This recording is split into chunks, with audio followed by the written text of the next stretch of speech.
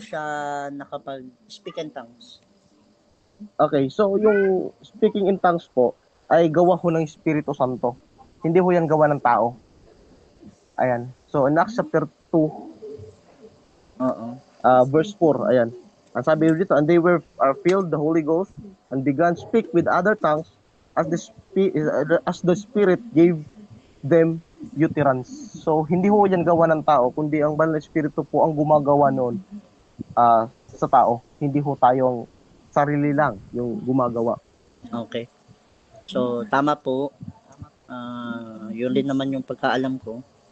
At pangalawa ko pong tanong, paano po tinatanggap ng tao ang banal na espiritu? Okay, sa pagtanggap ko ng Banal na Espiritu, yun po ay kusang loob po. Yung tao ay kung paano niya tinatanggap yung Banal na Espiritu,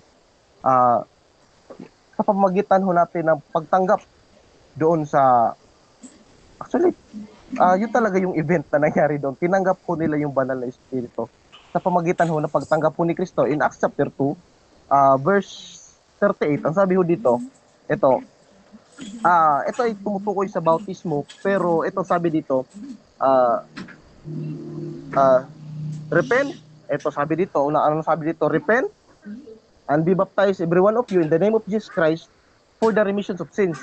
Ang sabi ito, and, meron tayong sinabi, and ye shall receive the gift of the Holy Ghost. Kung titignan natin doon sa ibang translation, you may authorize to receive the gift of the Holy Ghost. Ayan. So, sa pagitan ho ng repent at be baptized, ayan, everyone in the name of Jesus Christ for the remissions of sins, ayan, and ye shall receive the gift of the Holy Ghost. At sabi Okay. dito sa 39, okay, sige. Meron pa po? May diretso pa? May explanation pa po ba? Ewan ko lang sa ano. Wala na. Okay. Naibasa ko na. Hindi ko Apo. nag-explain. Binasa ko lang ho yung nakasulat sa Biblia. Okay po.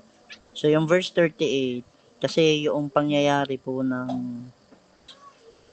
speak in tongues ay dito sa verse 7. So, nakalagay dito sa verse 7, nagulat yung mga tao kasi nga naririnig nila, nagsasalita sila Peter ng mga Galileans, pero naririnig nila yung kanilang own tongue. Yan pong 38, yan po kasi ay laman ng kanilang preaching. Di po ba? Lamang ng preaching nila, Questions ho ba yan o ano? narinig. Explanation. Hindi po, Wait lang bro. tinatanong ko lang, ina-explain ko lang ng konti kasi naandun yung tanong ko eh. Naandun Okay, yung sige, tanong sige. ko. Kasi mahirap na itanong, baka hindi po maintindihan yung tanong ko. Kasi yung 38, di ba po, nasa verse sa baba na yun. Mm-hmm. Tama, yung po bang pagtanggap ng speak in tongues o ng banal na espiritu, ang ibig sabihin niyo po, pag tinanggap mo ng Holy Spirit, you can in tongues. Katulad po na nangyari dito sa Acts chapter 2. Ano po?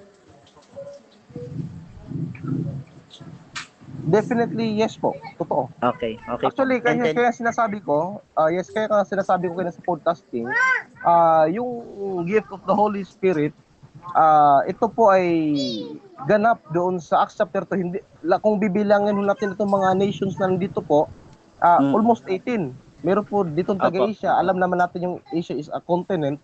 Maraming opo, maraming mga iba pa diyan, maraming mga opo, ibang bansa pa diyan.